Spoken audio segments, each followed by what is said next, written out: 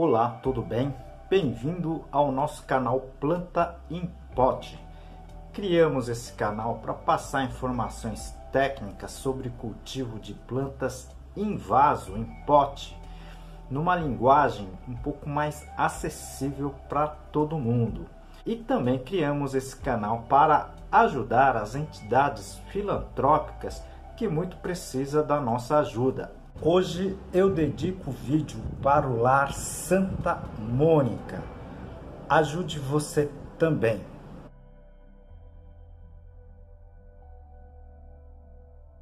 E ajude o nosso canal, tá? Clique no joinha, no like, compartilhe esse vídeo e inscreva-se no canal. Isso ajuda muito o nosso trabalho aqui.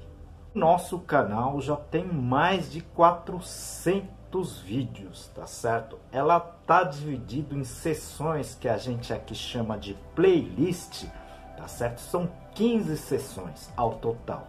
Então eu tenho playlist aqui de adubos, eu tenho playlist de substrato, doenças e pragas, ambiente de cultivo e muito mais. Se vocês puderem assistir essas outras sessões que a gente chama de playlist, seria muito interessante. É tudo gratuito, tá certo? Hoje vamos falar um pouco das bromélias. Você conhece realmente essa espécie?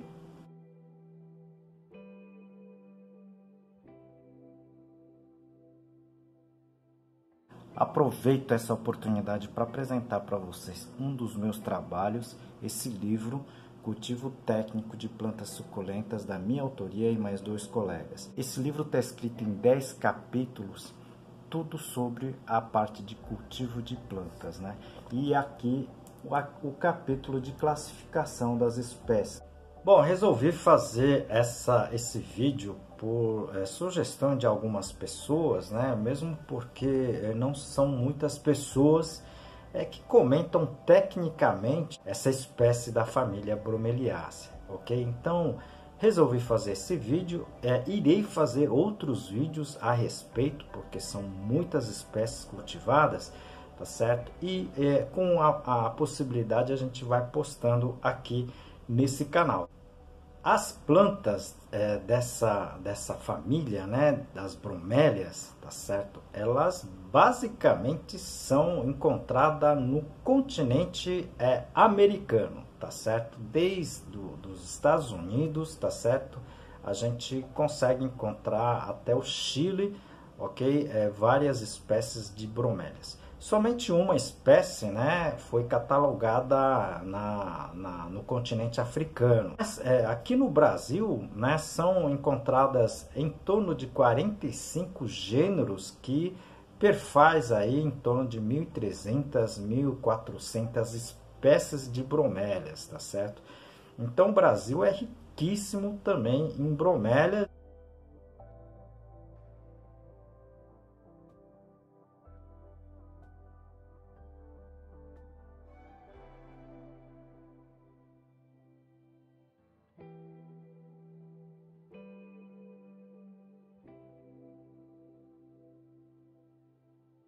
A gente vai comentar aqui o aspecto geral das bromeliáceas, tá certo? E em vídeos posteriores a gente vai falar exatamente do cultivo de cada espécie, tá certo? Tem muita coisa, tá, nas bromélias que são diferentes de outras culturas, tá certo? Então a gente vai postar aqui em alguns vídeos, né, sobre algumas espécies de bromélias, tá, muito cultivadas, aliás, muito bonitas por sinal, né, que todo mundo poderia ter em casa, tá certo? As espécies de bromélias é muito semelhante, digamos assim, no seu hábito com relação às orquídeas, tá certo? Então, dentro dessas centenas, milhares de espécies, né, elas são classificadas, né, algumas são classificadas como terrestres, algumas são classificadas como epífitas e outras como rupícolas, né? O que seria isso? Bom, bromélias terrestres é aquelas bromélias que normalmente a gente encontra em condições de solo, né? Elas não vão estar, por exemplo, em cima de árvores. Essas que estão em cima de árvores são chamadas de epífitas, como eu sempre falei aqui em caso de orquídeas, tá certo? Então existem bromélias, orquídeas epífitas, cactos epífitas, né? E assim por diante, tá certo? E por fim existe a chamada rupícolas. O que seria rupícolas, né? São aquelas bromélias que, na verdade, sobrevivem em cima de rochas, né? Em cima de pedras, tá certo? Que também conhecemos orquídeas, né? E outras espécies que vivem nessa situação, tá certo? Então, o hábito, né? De crescimento dela, ou seja, o hábito natural, tá? Elas podem ser, tá? Terrestres, epífitas e rupícolas, tá certo? A grande maioria das bromélias, digamos assim, cultivadas e vendidas, né, em pote, em vaso, tá certo? São as epífitas, tá certo? É lógico que existem as terrestres e as rupícolas também em menor porte, mas a grande maioria são epífitas, tá certo? Então, como são várias espécies, né? Tem alcantareia, neurogélia, tilância e muitas outras gêneros de bromélias. A gente vai postando aqui, tá certo? Um por um, porque senão esse vídeo vai ficar muito longo. Vamos aqui então começar a falar um pouquinho de cada parte das bromélias, que é muito interessante isso, viu? Realmente tem muitos aspectos bem diferenciados que a gente vai comentar um pouquinho aqui, tá certo? Em primeiro, vamos falar das raízes, né? As raízes das bromélias epífitas, olha só, tá? As raízes, elas praticamente não têm a função de absorver água nem nutrientes, tá certo? Elas basicamente existem para fixação da bromélia, tá? Nas árvores, nas pedras, tá certo? Então, nós conhecemos bromélias, né, que por semente, né, acabou parando em árvores de mais de 50, 60, 70 metros de altura, e lá, tá certo, as raízes acabam se fixando, tá certo? Ok? Essas raízes, praticamente, como eu já falei, elas não vão absorver nutrientes, muito menos absorver água, tá? Essa função, olha que interessante, né? Acaba ficando basicamente no sistema das folhas. Agora a gente vai comentar a seguir. E no caso das bromélias terrestres, né? Aí sim as raízes já têm a função também de absorção de água e de nutrientes, tá certo? Então, pelo que eu falei aqui, né, tá certo? A gente tem que pensar um pouquinho melhor com relação à sua adubação, tá certo? Em situações completamente diferentes, tá certo? Então, a gente precisa prestar muita atenção, principalmente nesses aspectos anatômicos das espécies, né? Vocês viram que as bromélias, tá? Principalmente epífitas, elas são totalmente diferentes das outras plantas que a gente conhece, tá certo? Aproveito esse momento para apresentar um dos meus trabalhos, esse livro Cultivo Moderno de Orquídeas, da minha autoria e de mais 2 colegas. Esse livro aqui está em 12 capítulos, eu vou apresentar para vocês a parte, tá, do controle de praga. As folhas das bromélias, né, a grande maioria, ela tem uma folha bem fibrosa, né, por isso que elas praticamente assim não tem muitas pragas, né, mas contudo, né, sempre aparece alguma problemática, tá certo? E pela a posição das folhas intercaladas, né, elas acabam formando um sistema de copo, né? Tá? Um jarro em que acaba acumulando água, tá certo? Obviamente que essa água é aproveitada por essas plantas, não somente pelas bromélias, né? Mas existem espécies, né, que são dependentes delas, tá? Eu tô falando aí de pequenas rãs, né? as pererecas, né, que existem algumas espécies que só sobrevivem com a presença da bromélia, dessa água, para se reproduzir. Então ela tem uma importância fundamental, digamos assim, no bioma. Algumas espécies de bromélias também têm o chamado de escamas, né, popularmente, mas são, na verdade, botanicamente conhecido como tricomas, tá certo? Que serve tanto, né, num sistema, tá, de proteção, tá? Mas também como um sistema, digamos assim, de armazenamento de água, né? Num sistema bem simples aqui explicando para vocês, tá certo? Então são situações bem diferenciadas nas folhas que a gente praticamente não encontra em outras espécies, tá certo? Esse é o sistema natural delas, né? Tem gente que tem bromélia e quando acumula água, a pessoa fica jogando a água fora, tá certo? E não é isso que deve ser feito, tá certo? Aí vocês vão me perguntar, mas como é que faz com a dengue, né? Existe uma publicação, tá certo? Na verdade, um trabalho de mestrado que fala que você colocando, né, a borra de café, tá certo? Nesse, digamos assim, nesse jarro, nesse copinho, você acaba eliminando a possibilidade do crescimento das larvas, né? Eu fiz isso na universidade, realmente isso ocorre, tá certo? Além de você estar protegendo o copinho, né, o seu ambiente contra a dengue, você na verdade vai estar também fazendo uma espécie de adubação foliar, né? Adubação de jarro, né? Uma coisa bem inusitada, tá certo? Então, existem essas situações que você pode fazer.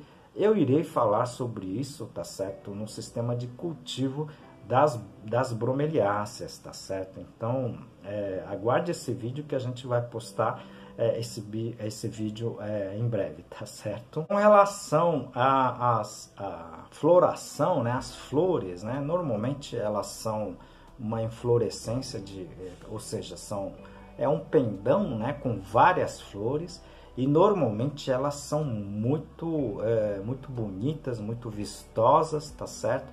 Algumas espécies elas têm poucos dias, né, digamos assim, as flores acabam murchando muito rapidamente, tá certo? E são tipicamente, digamos assim, chamariz de beija-flores, né, tá? Então muita gente tem as bromélias porque os beija-flores vêm, né, quando elas estão floridas, tá certo? Mas também tem algumas bromeliáceas que são, na verdade, polinizadas pelos morcegos. Mas são morcegos, são noturnos, né? Você nem vai ver esse tipo esses animais, tá certo? Mas, né, tem a sua função, tá, dentro desse meio ambiente. E no caso dos frutos, né, tá, não podemos esquecer que um fruto que muita gente consome, né, que é o abacaxi, né? Da família ananás, tá? Eu não sei se vocês sabem, mas digamos, a origem do abacaxi, tá? Não é havaiano, não é asiático, não. O abacaxi, o ananás original, ela é do Brasil, tá? Ela é praticamente, se eu não me engano, do Cerrado, né? Do Brasil, tá certo? Então são aquelas bromelinhas, né, que o pessoal até encontra no mercado, né, como ornamental. O abacaxi é uma bromélia, tá certo? Então, e existem vários abacaxis muito interessantes, né? Eu também não conhecia até fazer o curso, né? E essas bromélias, na verdade, esses abacaxis nativos, né? É muito interessante. Tem uma que você come ela por gomos, tá certo? Então é bem interessante essas espécies, né? Que é muitas vezes desconhecido do pessoal. E principalmente falar um pouquinho, né, sobre a reprodução, tá? Muitas vezes as bromélias na natureza são propagadas pela própria semente. Existe essa possibilidade de você, tá certo, utilizar sementes para a germinação de muitas espécies, tá certo? A gente, inclusive, no nosso livro, a gente fala de várias espécies, né? tá? De dicas que você pode produzir, bromélias que você pode produzir, reproduzir via sementes. Existe a outra forma, né, que elas normalmente vão produzindo os brotos laterais, tá certo? Um pouco mais demorado, mas existe essa possibilidade. E hoje, né, a grande maioria dessas espécies de bromélias, né, comercializadas, elas são basicamente produzidas pelo laboratório via clonagem, tá certo? Então, pelo sistema conhecido também como cultura de tecidos, tá? Então, a grande maioria das bromélias, né, comerciais, né, como ornamentais, elas são produzidas via laboratório, né, bem interessante. E como eu falei, né, a parte de cultivo, eu não vou comentar aqui muita coisa não, mas existe uma diferença muito básica, né, das bromélias terrestres com as bromélias epífitas, tá certo? Apesar de todos serem produzidas em vaso, né, a diferença fundamental está no substrato, ok? Que normalmente a gente comenta aqui no nosso canal. Eu vou deixar aqui no izinho também. São mais de 100 vídeos que eu já comentei sobre substratos, tá certo? Você pode assistir clicando aqui no izinho, tá certo? Seria bem interessante. Então eu vou postar outros vídeos, né?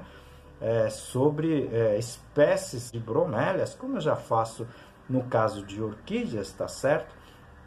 Tá? Os mais comuns, né, que existem aí no mercado, principalmente aí nos supermercados, floriculturas. Então vocês viram que bromélias não tem só 3, 4, 5 espécies como o pessoal acha não, tá? Existem muitas espécies, tá certo? Principalmente aí nas nossas matas existem muitas variedades, tá certo? Mas não vá pegar essas bromélias da mata, tá certo? Porque elas estão lá e elas têm uma função importante para, principalmente com relação ao bioma, né? Então, como eu já falei aqui da pequena rã, né, que sobrevive dentro das bromélias ou tem a sua propagação dentro das bromélias, ou seja, é importante para a sua sobrevivência, importante que elas fiquem por lá, tá certo? Não vai ficar catando, não vai ficar, tá certo, coletando essas plantas da mata, ok? Para vocês cultivarem em casa. Isso eu não aconselho. Se vocês tiverem alguma dúvida dessa aula introdutória, né, digamos aqui das bromélias, tá? Encaminhe as suas perguntas para a gente, tá certo? E também sugestões, tá?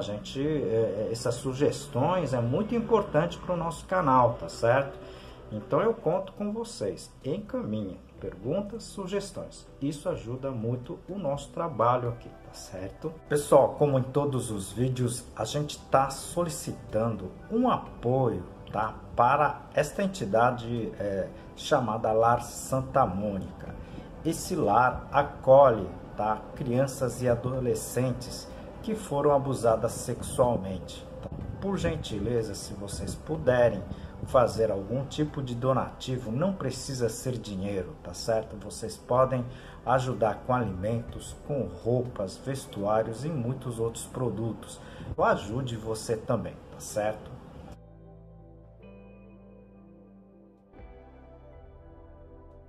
E ajude também o nosso canal, tá? Clique no like, tá certo? Compartilhe esse vídeo, ajuda muito, tá? O nosso trabalho aqui. E eu aguardo vocês no próximo vídeo, tá? Muitas informações técnicas em linguagem bem simples, tá certo?